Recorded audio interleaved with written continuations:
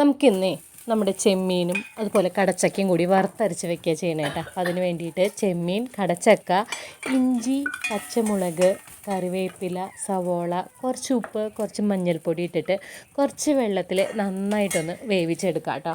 ഇത് വെന്ത് വരുമ്പോഴേക്കും നമുക്കിതിന് വേണ്ടി അരപ്പ് തയ്യാറാക്കാം. അതിന് വേണ്ടിയിട്ട് ആദ്യം ചീഞ്ചട്ടിയിലേക്ക് കുറച്ച് വെളിച്ചെണ്ണ ഒഴിച്ചിട്ട് അതിലേക്ക് ചുവന്നുള്ളി, ഇഞ്ചി, അതുപോലെ കുറച്ച് കറിവേപ്പില ഇട്ടൊന്ന് വഴട്ടുക. വെളുത്തുള്ളി ഇട്ടിട്ട് വഴന്ന് വരുമ്പോൾ അതിലേക്ക് മുളക് പൊടി, മല്ലിപ്പൊടി എന്നിവ ചേർത്തൊന്ന് നന്നായിട്ട് മിക്സ് ചെയ്യുക കേട്ടോ.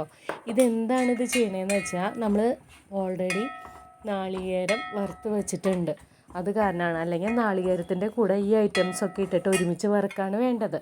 നമ്മൾ എളുപ്പത്തിന് വേണ്ടി എപ്പോഴും നാളികേരം മുമ്പ് ഫ്രിഡ്ജിൽ വറുത്ത് വെക്കും കേട്ടോ.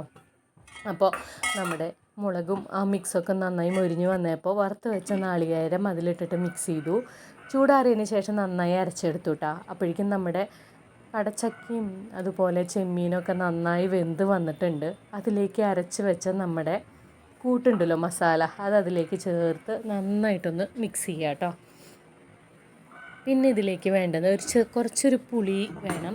അപ്പോൾ അതിന് വേണ്ടിയിട്ട് വാളൻ പുളി ഉണ്ടല്ലോ, കോൽപ്പുളി, അത് കുറച്ച് ഒന്ന് പിഴിഞ്ഞ് അത് ഇതിലേക്ക് ചേർക്കാം.